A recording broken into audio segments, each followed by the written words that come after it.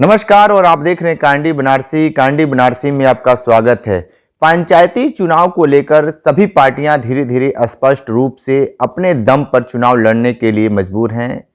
Samajwadi party और कांग्रेस पंचायती चुनाव को लेकर स्पष्ट रूप कर दिए हैं और सीधे तौर पर हमारे साथ हैं भावी प्रत्याशी मनीष चौबे जी हैं, जो पिंडरा से ब्लॉक प्रमुखी का चुनाव लड़ने जा रहे हैं और जिस तरीके से लगातार चुनाव प्रचार भी तेज कर दिए हैं। सीधे तौर पर बात करते हैं कि अगर सभी लोग जिस तरीके से एक इंडिया गठबंधन था, बहुत बड़ा गठबंधन था, लेकिन पंचायती चुनाव को लेकर सीधे तौर पर स्पष्ट ये हो चुका है कि कांग्रेस अलग चुनाव लड़ेगी और सपा अलग लड़ेगी। तो उस तरह से देखा जाए तो ये इनकी मजबूती कहाँ तक है, खासकर ये भारतीय जनता पार्टी के नेता भी हैं।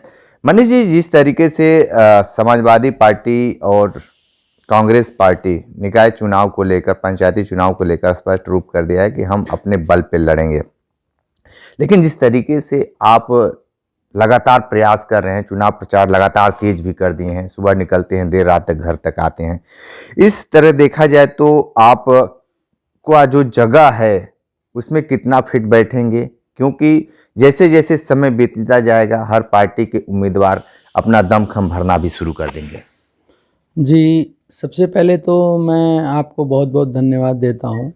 और रही बात गठबंधन की, जो सरकारें हैं जो अपना व्यक्तिगत चुनाव लड़ने के लिए अपना बनाई हैं, सपा हो चाहे कांग्रेस हो, इस तरह की बातें जैसा कि आप बता रहे हैं चल रही हैं और देख भी रहा हूं मैं कि ये चीज़ें काफ़ी तेज़ी से हो रही हैं। देखिए, हम लोग भारतीय जनता पार्टी के सिपाही हैं और भारतीय जनता पार्टी के पक्ष में तो पूरी तरह से निष्ठा से हैं। सबसे बड़ी बात, जो भारतीय जनता पार्टी की कार्यशैली है ना, वो इतनी स्पष्ट है कि विपक्ष भी इसका मुरीद है। अच्छा, लड़ने के लिए तो सारे लोग स्वतंत्र हैं, वो पार्टी अपना व्यक्तिगत लड़े चाहे गठबंधन से लड़े, लेकिन आप मान के चलिए कि अभी कहीं कुछ नहीं दिखेगा। भारतीय जनता पार्टी का जो एजेंडा है, एनडीए का जो एजेंडा है, वो हम लोग अपना मिशन करके चल रहे हैं और उस पर हम लोग फोकस किए हैं। हम लोग विपक्ष के बारे में नहीं सोचते। हम लोग हमेशा ये सोचते हैं कि राष्ट्रहित, राष्ट्र के विकास के लिए और शिक्षा के लिए कि पूरी तरह से किया जाए। और फिलहाल चाहे वो एक साथ लड़े चाहे अलग लड़े, हमारी सरकार को कोई उससे प्रभाव नहीं होने वाला एक युवा, आप एक युवा हैं, युवा जोश है, युवाओं को लेकर क्या प्रेरणा देंगे? जिस तरीके से विपक्ष लगातार रोजी रोजगार और शिक्षा को लेकर बहुत हमलावर रहता है, तो आप क्या मानते हैं इसको? देखिए, युवा रोजगार और शिक्षा का तो, शिक्षा का कौन नहीं कह रहा, शिक्षा तो शिक्षा का स्तर भी बढ़ा है, पैमाना भी बढ़ा है और शिक्षा पे लगातार सरकार काम कर रही है। और हमारे यहाँ जो वर्तमान विधायक जी हैं, वो एक तो इतने पढ़े लिखे योग्य हैं, वो डिग्री कॉलेज में प्रोफेसर पद पे रह चुके भी हैं। वो उनकी भी प्राथमिकता रहती है शिक्षा को लेके। पिंडरा विधानसभा में मैं देख रहा हूँ कि कम से कम 6-7 विद्यालय, जो मेडिकल कॉलेज हो चाहे वो आईटीआई हो चाहे कुछ भी हो, तो उस तरह से पूरा शिक्षा पे तो फोकस सबका आ रही बात। मैं अपने आप को बता दूं कि मैं यूजीसी नेट क्वालिफाई हूं। मैंने एमएड विद्यापीठ से किया है, बीएड मेरा कानपुर यूनिवर्सिटी से रहा है, तो मैं शुरुआत से ही टॉपर रहा हूं।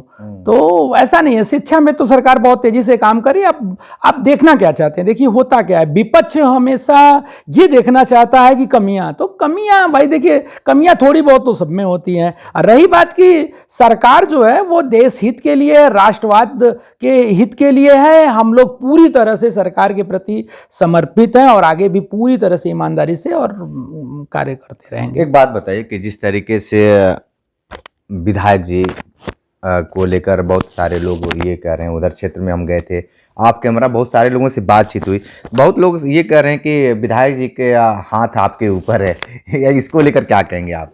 देखिए, विधायक जी का सारा जनता है। विधायक जी व्यक्तिगत किसी पे हाथ रखेंगे ये तो भाई मन में क्या है वो अलग विषय है, लेकिन हाँ, आशीर्वाद मैं कह सकता हूं कि आशीर्वाद मेरे ऊपर पूरी तरह से है और पूरा पिंडरा विधानसभा विधायक जी का है, जो उनके साथ सच्चे मन से रहेगा, जो निष्ठा से रहेगा, जो सच्चा कार्य करके। वो देखिए, विधायक जी डॉक्टर अवधेश सिंह जी जो है वो पिता के समान है और उनका हमेशा ये रहा है कि गलत का विरोध विरोध करते हैं और स्पष्टवादी हैं। मुझे बहुत अच्छा लगता है कि स्पष्ट चीजें बोल देते हैं, तो वो जो सही है उसके हित में वो खड़ा होंगे, वो चाहे जो वो ये विषय नहीं है कि नहीं मनीष ही है, जो सही है उसके लिए वो हमेशा खड़े रहे, वो आगे भी खड़े रहेंगे। और ये जो आरोप प्रत्यारोप ये तो सिलसिला चलता रहेगा, उससे कुछ होने वाला नहीं है हम लोगों को। एक बात बताइए कि लगभग 2026 अप्रैल के आसपास ये चुनाव होंगे, अभी से आप लोग लगातार अपना जोश भरना शुरू कर दिए हैं, जैसे तैसे आप कर रहे हैं उसी तरीके से बहुत सारे लोग भी कर रहे होंगे,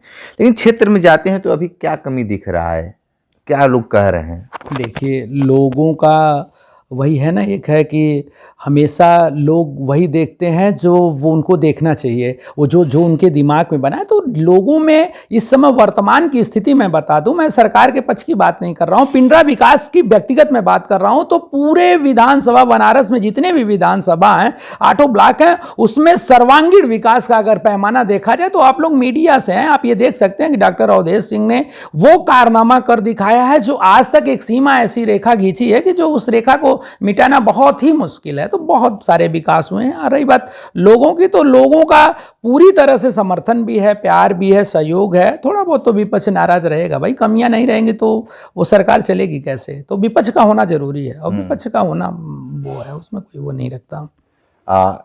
युवाओं को लेकर अगर परिणाम अच्छे आते हैं तो क्या युवाओं के लिए, खासकर युवा, क्योंकि आप एक युवा हैं और युवाओं पे बहुत विश्वास लोग करते हैं?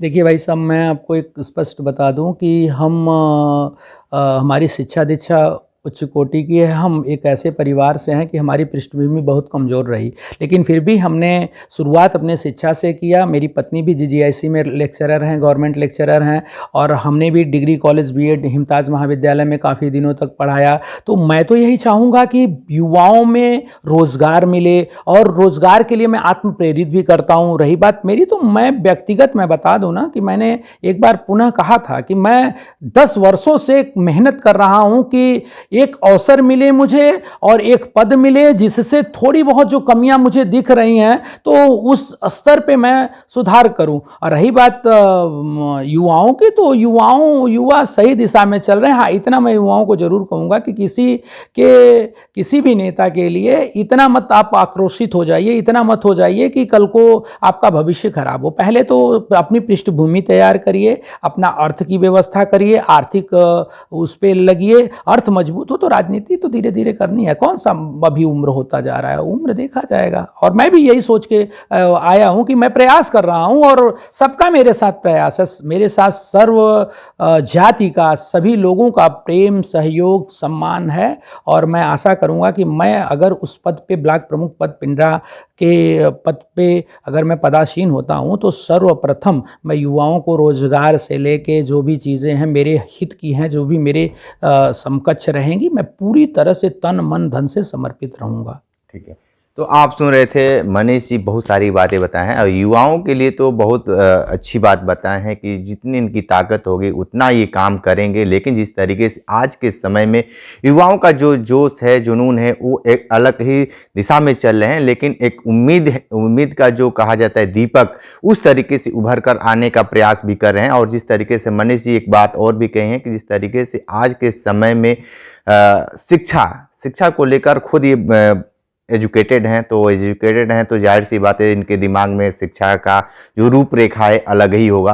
तो उम्मीद करते हैं कि आप लोग को ये वीडियो आप तक जाए और इनके जो ब्लॉक प्रमुखी का है उस पर अगर मुहर लगाते हैं, अगर विजयी होते हैं तो आपके ही लिए ज़्यादा सोचने का काम भी करेंगे। विशेष इंटरव्यू कर रहे थे तो हमारे साथ बने रही कांडी बनारसी के साथ। नमस्कार।